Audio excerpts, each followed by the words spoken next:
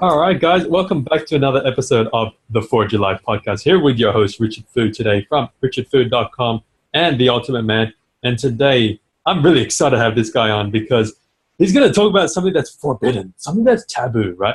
His name's Eyal, right? He's from the Intimate Power. He's the founder of IntimatePower.com. He's a sexuality expert. He's a tantra teacher. He's also a human potential coach. And this is why I'm excited to have him on the show because, when I first got introduced to ER, I was like, I'm not sure if he's going to be good for the show. I'm not sure if we want to go there, but I'm like, you know what? I think there's a reason why I got connected with him, and there's a reason why I want to bring him on the show because I think he's going to talk about some amazing stuff about sexuality, about ejaculation controls. So if you're listening with kids on this show right now, I want you to pause this. I want you to download this and get your earbuds in your ears because we're going to share some amazing secrets here. And I'm really excited to have Eyal on the show. So please welcome Eyal onto the show. Eyal, good to have you on, brother. Yay! Thank you very much for having me. I'm very happy. Thank you for the introduction. Yeah. And yeah, it's like this is powerful stuff. And I would actually say that unless it's really small kids, it's like if it's anybody young, teenager and above, let them listen.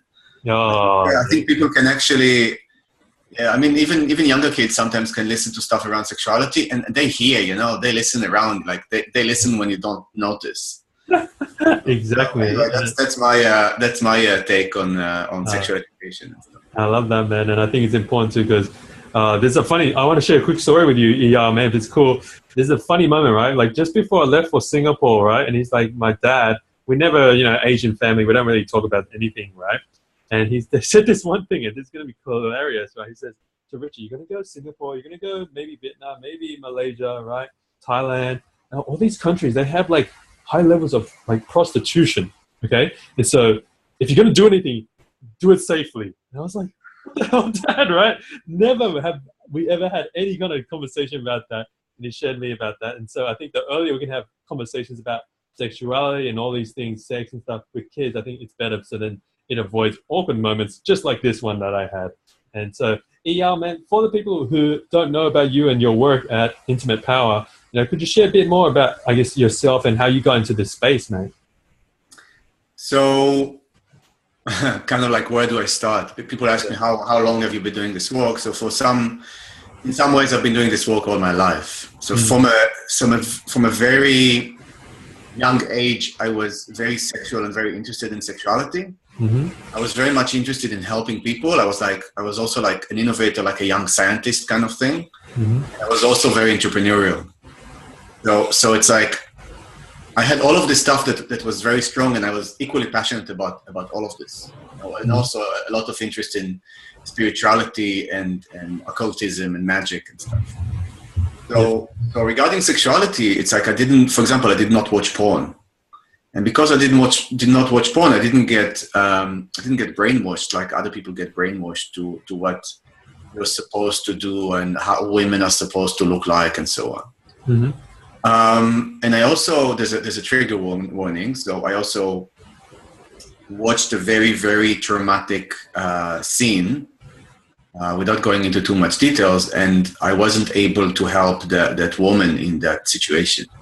Mm-hmm. So I became, in some ways, I've closed down my sexuality because I felt that, this is how men are and this is what men do to women. I don't want to be sexual.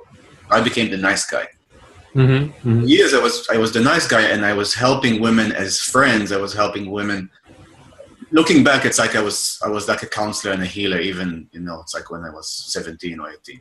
Mm-hmm. But the problem was that I suppressed my masculinity, I suppressed my sexuality, and I became frustrated because I was always the nice guy. Oh yeah, you're so nice, you're so interesting, I want to be friends. And they really wanted to be friends with me. And I was like, I want to have sex. Yeah. Yeah, I like you, girl, woman. It's like, you're great. But so for me, my path has been, one that started from a trauma in some ways that I experienced. And it turned me into this nice guy, and it allowed me to be very, very sensitive to women. Mm-hmm. And afterwards, it's my journey to embrace both my masculinity and femininity. Mm-hmm. Mm-hmm. Okay, so Wow. I have a lot more to say about that, or we can talk more about the sexuality stuff, if you like. Yeah, and I love to get into understanding more, like, from shifting, right? When you experience that trauma, you experience that experience, and then it shifted you into the nice guy. Then how did you shift back, man, to becoming like where you're at now? What made that shift happen? So I'm aware that some people might be confused because I'm talking about, sexuality, entrepreneurship, and spirituality, but that's kind of like one of my messages, and we can get to that in a moment. Mm-hmm. But I had a few really big shifts in my life, so I have a very unconventional life. And I lived for 7 years on a tropical island on an alternative community, and traveled around the world and stayed in amazing places and made love with lots of beautiful women and had, lots of, workshops, and very, very different than, college, career, marriage, white picket fucking fence, and environment. Yeah. One of the biggest things that I look back is that I was 25 years old. I was in corporate. I was doing information security. I was very successful working for a mobile phone operator. And then I had this conversation with a friend, and I said, I never went traveling. I went straight into business. I opened my own business. I went into corporate. And I just bought an apartment in the middle of Tel Aviv. Like, think about it like, it's like the middle of Fitzroy, yeah? Yeah. Middle of the hippest part of the city, and it's like beautiful apartment. Was about to move into it. And then I talked with my friend, and I said, if I move into the apartment, I will not be able to go traveling. Because I have to pay the mortgage and stuff. Yep. That night, like in the stories, like in movies, I did not sleep. I literally was tossing and turning the whole night. And in that, I woke up the next morning, I decided not to go into the apartment and instead rent it out and go traveling. Yep.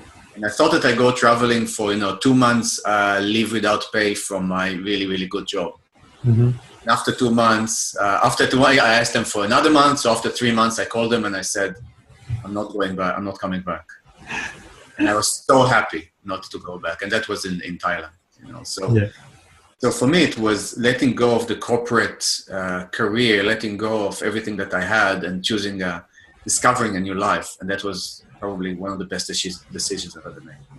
Wow, man. Wow. And then how did you discover this new life, man? Like, what did you go in and study so that you can then share your experience now, man, and be a sexuality expert, man? So in the beginning, I was in this party island called Koh Phangan in Thailand, and where the full moon parties are, and I probably went to like 20 full moon parties. And, wow! One of the things I was also turning my hobbies and passions into income streams. And talk about it later another time, but I was also exploring sexuality, and also for me it was like I was a little bit of a shy boy. I was not sure of myself, but I was very sexual, and I had all of this suppressing my masculine thing. So I consciously try to not just to have sex with women, but to have meaningful sex with women. And then I discovered this tantric school. Tantra is not just about sex, but there was a tantric sexuality workshop in that school. And I attended that workshop, and everything that I was doing before that fell into place. Because I was practicing ejaculation control before. I was doing some of the practices without ever having studied them. That is in the days before internet. Yeah. And when I went to this workshop, it's like they gave me a structure and they gave me an understanding of how sexuality can be, how beautiful sexuality is. The fact that we can use sexuality as a force to go deeper and further in our life, to become more confident, to become more empowered, to become healthier, to become more influential, to be able to help more people. And then I moved into that community. So I went from the party side of the island to the spiritual side of the island. Yeah. Spiritual and, sexual and alternative. And then I was having a lot of what I call, research, making love a lot. Yeah. A lot means, 10 to 20 hours a week. That's a lot. So part of the practice was sexuality practices, and obviously hours and hours and hours of yoga and workshops and meditation retreats. And it's not just one big orgy. That's the thing to understand. It's conscious sexuality. Okay. And because I was practicing ejaculation control, I sometimes had to pull out when I was making love with a woman. And then I started, I was pleasuring her in other ways. Mm-hmm. And then women started telling me, it's like, you're really healing me. It's like, you should offer this as a service to others. Mm-hmm. And I was like, oh no, I'm not good enough. I don't have a degree. I don't have a certificate. I haven't been doing it for 30 years like my teacher and this and that. And then a friend of mine told me, Eyal, you're already doing it. So just acknowledge you're doing it. Just do it. Yeah. And from the beginning, I started offering sexual healing, and it was amazing. It was just, I learned so much by holding sessions, and I progressed so much in sexuality and in healing and in coaching. Mm-hmm. And then, people started asking for advice. So I started, doing also non-sexual coaching, so verbal coaching, and started holding workshops, came to Australia, started, established a tantra school here, became really, really successful. And then continued developing my own ideas and my own practices, and published a book. Where's the book? Published a book last year, which is called Orgasm Unleashed, Your Guide to Pleasure, Healing, and Power. Wow. Which is an orgasm book for women that helps them to become multi-orgasmic by themselves. Mm-hmm. Later share that with their partner. So they don't need to come to see me. Mm-hmm. They read the book, and it already helps them a lot. Yeah, beautiful, bro. And man, for the average person like myself, right? Like, I mean, you're not average, but yeah. Oh, I love it, man. Right?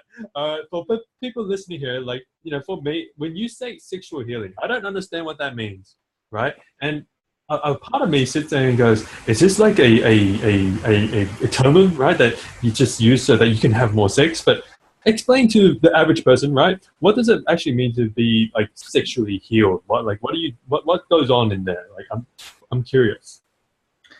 So thank you for asking for that clarity. It's a good point. And, sometimes as professionals, it's like we forget that it's like for us, things which are very basic, other people don't know. So if I go into, accounting and bookkeeping, it's like, I have no idea about that stuff. Yeah.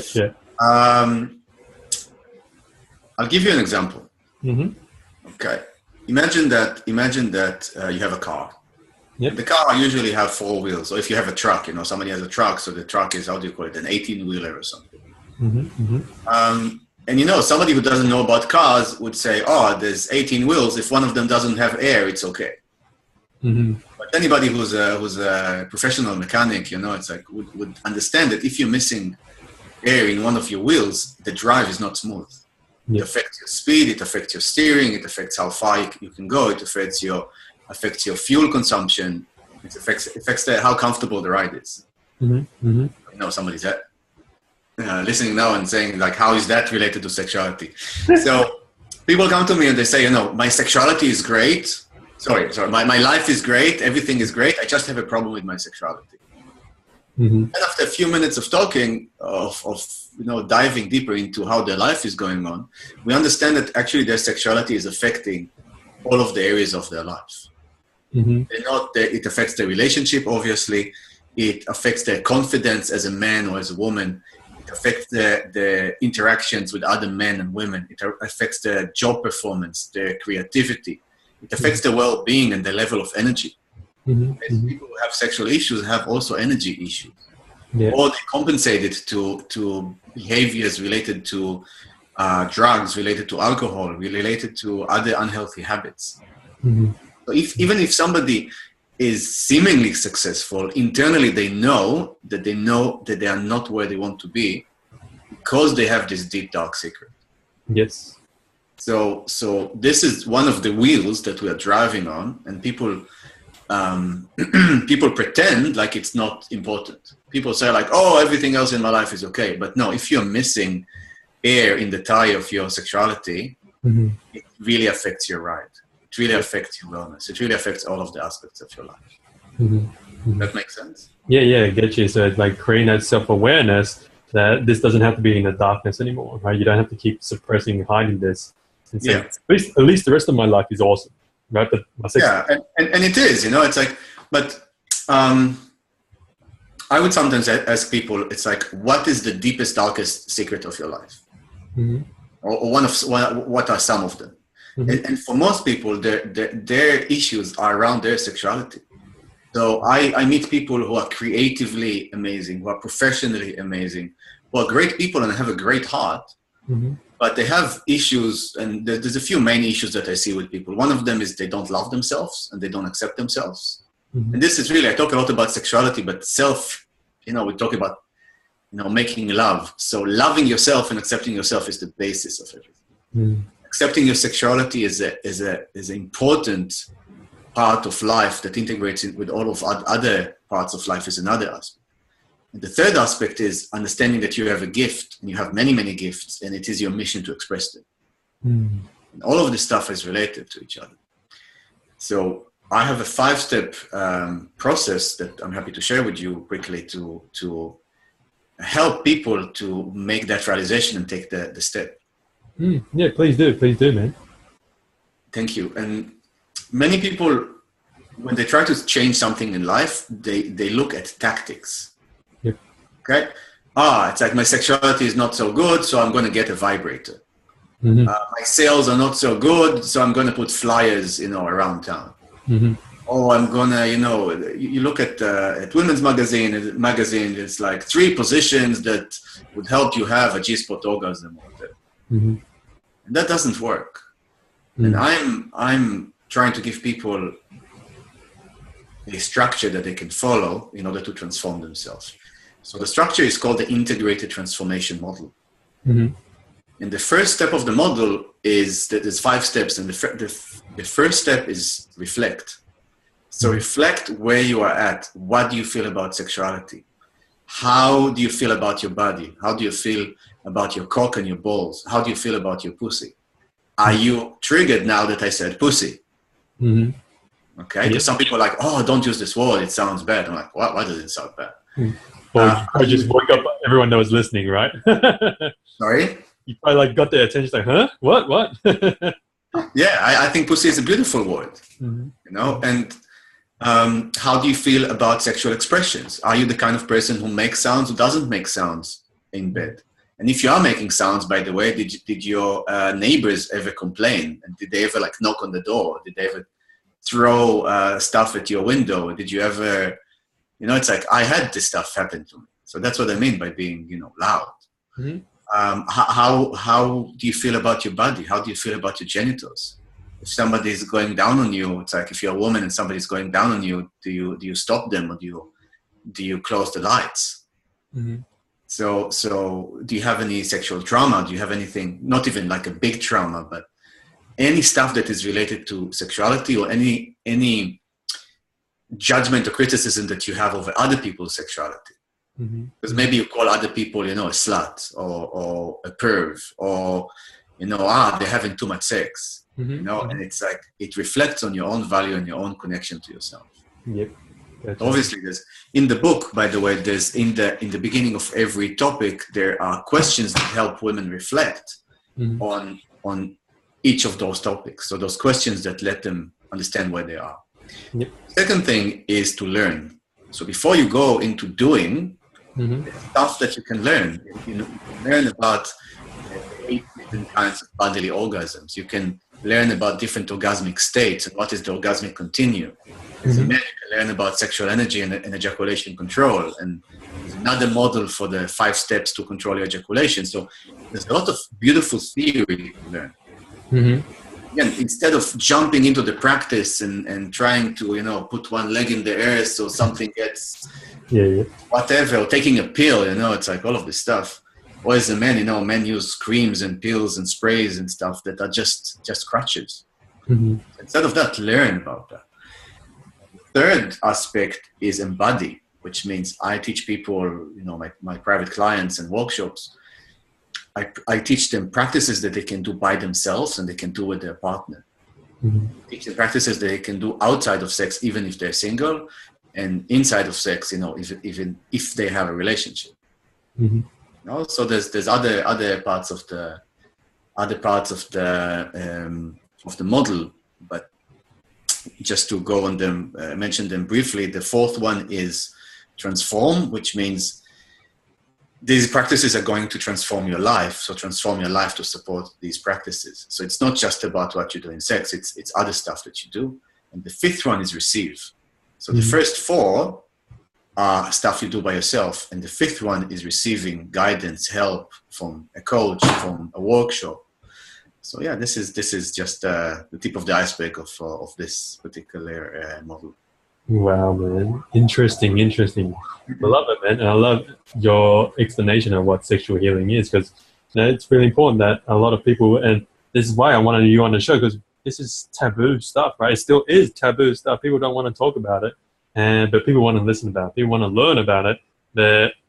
Where are our sources? We go to Cosmopolitan magazine, right? We go to Men's Health or something like that, which is all, salacious stuff, right? That's not actually going to help you sort out your stuff. It's just to get people to actually buy the magazine, right? Yeah. And so that's why I wanted to get you on the show. And so let's talk about this, right? Let's move over to the other part that we want to talk about, which is like ejaculation control, right?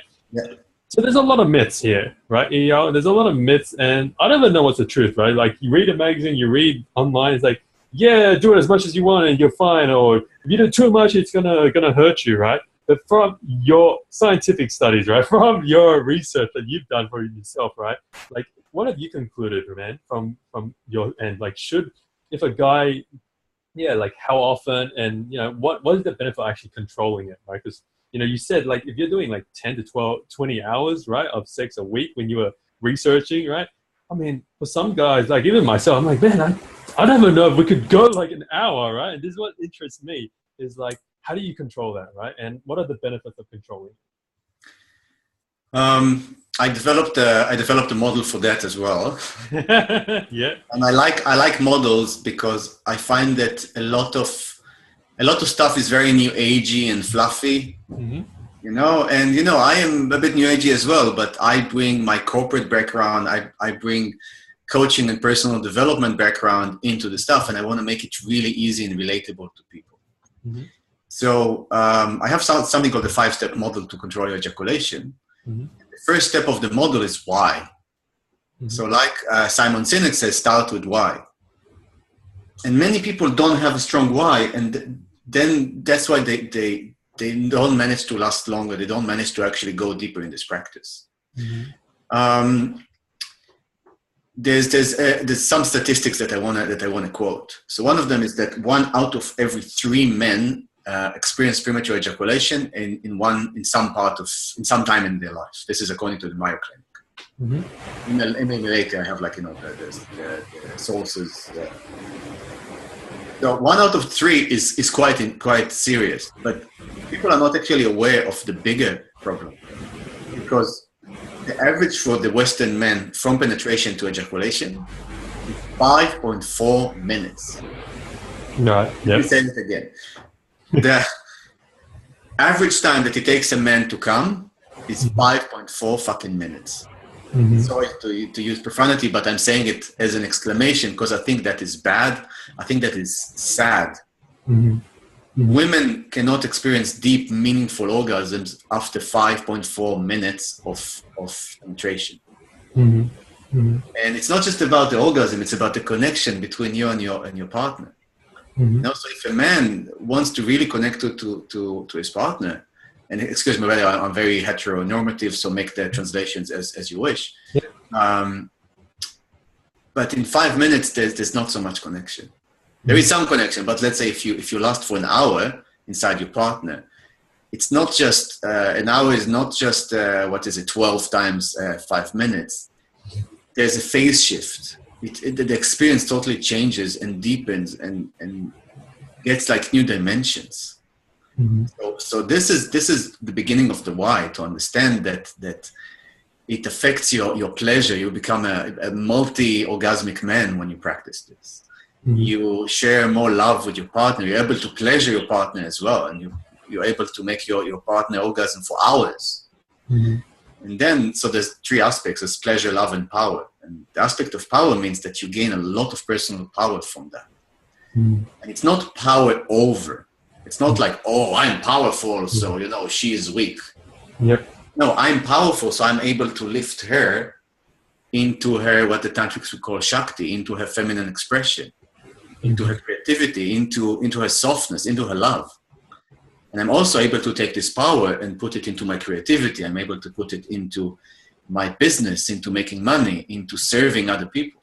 So I have a half hour, 45 presentation of that in the online training that I have, and it's like, this is one of the big missing pieces from ejaculation control. And myself and my students and colleagues that have practiced that say that this practice is changing their life. And the implications and the effects really expand like a pebble in a pool. You know, it's like it can hit somewhere in the pool, but it goes all over the pool. So it really affects all aspects of your life. And I have sharing from clients who said that they are able to give up sugar and other addictive behaviors because they're able to control the very strong urge to ejaculate. So the urge to ejaculate is natural, and when you are able to control that natural urge, and either to last longer or to even go for days and even weeks without, you attain self-mastery. So as I say, it's like sexual mastery is life mastery. Yeah, love it, man. Yeah. So obviously there's much more, but that's the... Yeah. And so the first piece is the why, right? Understanding why that is. And then what else like keeps people from actually controlling it better, man? Yeah, so the why is very important. And when the stronger your why, the longer you last. And, you know, it's like if I would tell you that you lose a month of your life, let's say, every time you ejaculate, and if you lose a month in your life, which means you might not see your granddaughter's wedding. Right. Okay? That gives you another reason not to ejaculate. If I say that you lose an hour of your hourly wage or a day of your wage or whatever every time you ejaculate, maybe that gives you a reason. If I say that, and by the way, women say that men don't just fall asleep, and we know about this, you know, men fall asleep after ejaculate, but they lose the quality of connection with their partner even if they stay awake. But if I'm telling you that you're hurting your partner every time you ejaculate, you know, it's like, would you still choose to ejaculate? Or would you have a strong why to at least delay it? What I want to mention. So premature ejaculation, people say that it's ejaculating after less than a minute or after less than 2 minutes. I said that premature ejaculation is coming before both you and your partner choose to. Okay, premature ejaculation is coming before both you and your partner choose to. And according to this definition, 99% of men in the world have that. So I'm not saying that ejaculation is bad. I'm not like, you know, a priest that says that it's evil. You know, ejaculation is great and sexuality is great and it's sacred. But you have to understand what it does to you, and you have to understand that there is an alternative. The alternative is to become a multi-orgasmic man, and you're not sacrificing your pleasure. You know, it's like you're gaining more pleasure by ejaculating less. You are feeling more love and more power. And to continue answer your question, the other parts of the model. So the first one is why, and the next one is feel how aroused you are. Right. Okay, so that's where the point of no return comes into play, and that's the point where you go over the point, you would ejaculate. So there's specific signs and the specific ways to recognize that and also to practice that. This is not something that, you know, I'm gonna give you something and that will be like the one tip and it will change. No, it takes practice. Yeah. Okay, we are like sexual ninjas and samurais. Okay, it's like it takes some practice, but once you're able to practice that, you'll be able to master it forever. So you don't need the spray, you don't need the pill, you don't need 2 or 3 condoms one on top of the other. But when I say you, I'm talking to whoever's listening. I know you're not specifically talking to me, but yeah. You are. Nah. But no, I get you. So it's like the second part is like figure out where is your the point, right? Where you can, so then you don't go over that point, right? Yeah. And you know, it's like understanding that you ejaculate when you're too aroused, so don't get too aroused. I know it sounds like really facetious, but it's like many men miss that. The next one is, so it's first the first why and then feel. Yep. And then stop. So don't just feel how aroused you are. Make sure that you pause, stop, or you pull out when you are too aroused. And guys, newsflash, it is legal to pull out in the middle of sex. You don't have to stay inside for the whole of what is usually 5.4 minutes. So one of the first tips, one of the really big tips I can give to people is to men listening is it usually lasts for 5 minutes. Be inside for 2 minutes and then pull out and stay outside for a minute or two and then come back in. And then again 2 minutes and then go outside and stay outside for another 2 minutes. So by the third or fourth time you do it, you're already at 6 or 8 minutes, inside. If you put all the time together. So it's okay to pull out. So this is the aspect of stop when you're too aroused. And the next aspect, which is really one of the missing pieces from a lot of these teachings, and I've found books and programs and talked with people, and honestly, even sexual teachers who claim to teach it don't have any idea how actually to do it. And the big missing piece is to move the energy. Okay. So this is what most people don't do. So some people recognize the point of no return and maybe they even pause and they pull out, but they don't know how to move the energy. Yeah. And, if you're listening to this and you say, "Oh, all this energy stuff, I don't know if it exists." You don't have to believe in that. I'm just asking you. It's like, do you feel that your genital area is charged? Do you get what's called blue balls? Okay. Do you feel heavy around that? Do you feel like your cock is about to explode? So that is all expressions of energy, and that energy can be moved. When you move it, first of all, you start to experience different kinds of pleasure state and orgasm state. And even for men, there's many different kinds of pleasure and orgasm states. You're able to pleasure your partner because you're not losing your energy, you're not losing your pleasure, you're able to share that pleasure with your partner. And also after sex, you're able to put this into your creativity, into your mission. So really the aspect of moving the energy is huge. And that's in my online program, that's one of the biggest parts. Yeah. There's physical techniques, energetical techniques, mental techniques, visualization techniques, affirmations. There's also something that women can do for men to help them. So that's the fourth one is move. And the fifth one is transform, similar to the previous model. So this practice is going to transform your life. So change stuff in your life to transform your life to support your practice. Beautiful, Eyal.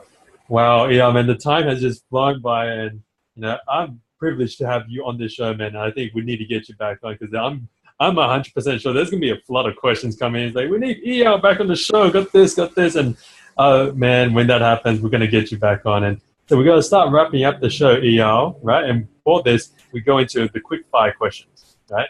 And so the first question I want to ask you, Eyal, right, is, to move away from where we're talking about, is if you could go back, right, in what we call our time travel moment, you could go back to any moment in little Eyal's life, right, where you could go and give him one piece of advice. Where would you go back to, and what would you tell him? If it's my life, I would choose to have that exactly. I wouldn't say anything to my past self, because everything that I experienced until now led me to where I'm at. So if I would give myself advice, I wouldn't be the same person. Yeah. If it was an alternate reality or another version of myself in the quantum, universe, I would say be easy on yourself, love yourself, accept yourself. Yeah, be easy on yourself. Nice. Because that's, and I see this with myself, I see this with many people as well. They're too hard on themselves. And self-love is the basis of all of the transformation and joy and fulfillment. Oh, beautiful, man. Awesome. Next question I have for you, Eyal. So obviously you've done a lot of research, right? And you read a lot of books. I mean, if there's one book that's a total must read, aside from the one that you've already written, right? right? What would that book be, right? That people who are listening, who are watching here, need to actually get out and must read so that they can improve their own sexual lives and their sexuality? I have actually an answer, which is, if it's about sexuality, yeah, it's like humbly or proudly, I would recommend my book. Yep. But in terms of personal development and masculinity, and also building character, I have a recent favorite that I just read or listened to for the second time. It's called "The Obstacle Is the Way" by Ryan Holiday. Right. And it's a book about Stoic philosophy, and I discovered I've basically been a Stoic all my life. It basically tells you to take full responsibility over yourself, over your actions, over your reactions, and see everything that comes in your way, every obstacle that comes in your way, as the new way, as the thing that you actually are meant to do and meant to deal with. So that's beautiful. Book about sexuality. It's really, I'm hard pressed to. Is there more men listening to the show? Yeah, I mean, like, if it's for men, so if your book's for women, right? Is there a male equivalent book that you think you'd be able to recommend? That I created or that somebody else created? Oh, anything that you've read or studied. Yeah. Okay. So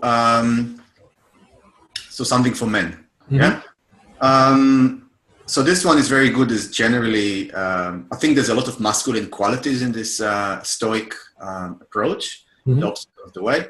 The other one that I would recommend is Way of the Superior Man by David Adam.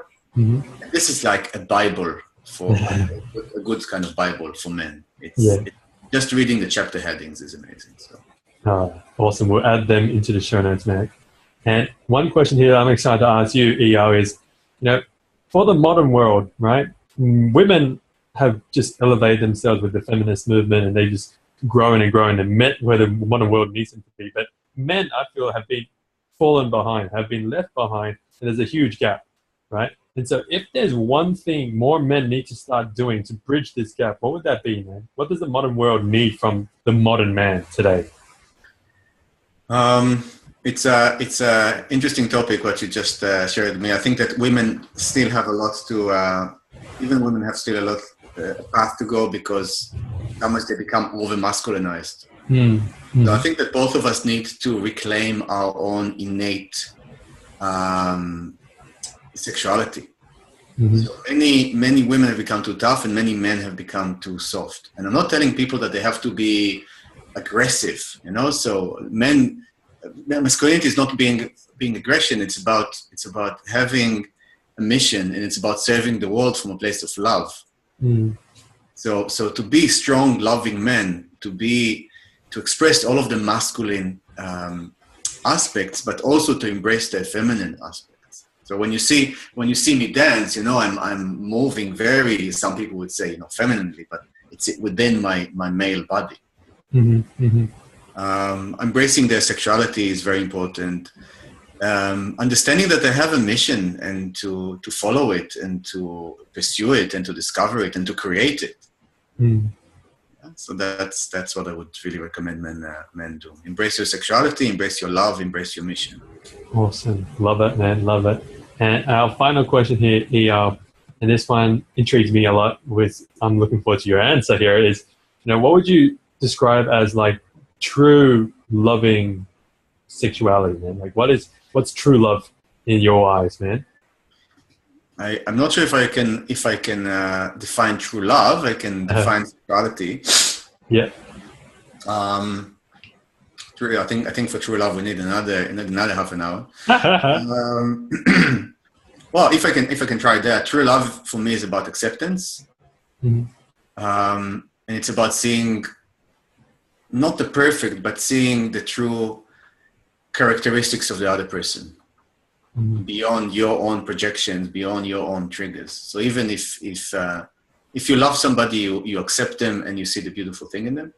And sexuality, an enlightened sexuality, mature sexuality, is finding the balance between your own needs and between fulfilling the other people's needs and pleasuring them. So pleasuring, it's not about just giving, and it's not about just receiving. It's about creating that beautiful yin and yang, that beautiful circle of cycle of giving and receiving. Beautiful, man. I love it. I love it. So, Eyal, I want to say once again, thank you so much, brother, for jumping on the show. And if people want to learn more about you and your work, where's the best place they should go? So there's actually a free training about ejaculation control that men are very welcome to enjoy. So I took some of the most important things from my paid online program and put them in a free program. If they go to ejaculationcontrolprogram.com, that's the men's stuff. The women's stuff is, so the book, they can find it on Amazon, and the link is orgasmunleashed.com. And generally my website is IntimatePower.com. So all of them would lead actually to Intimate Power. So, awesome. Yeah. Love it, love it. And Eyal, is there anything you wanted to mention that we didn't get a chance to cover on the show today? I would say, to sum up, is love and accept yourself and others. The second one is embrace your sexuality, explore it, express it. And the third one is share your gift. Beautiful, man. Beautiful. Once again, thank you, Eyal, for jumping on the show, man. Appreciate it. And so, guys, this wraps up another episode of the Forge Your Life podcast today with Eyal from Intimate Power. And I know one thing, right? This has been a gift. It's been a gift for Eyal to jump on this show. And we want to make sure that we spread this message out there, because this needs to see the light of day. And Eyal wants that. I want that. And so make sure you head on over to iTunes to rate the show and review the show so that this can get out there to more people, so that we can spread his message and all the other guests on this show out there to the world. And of course, guys, we're going to head on over to richardfood.com for all the show notes and resources that Eyal has shared on the show here today. And of course, remember to go out there, go live with love, go smash it. And I'll see you again on the next one.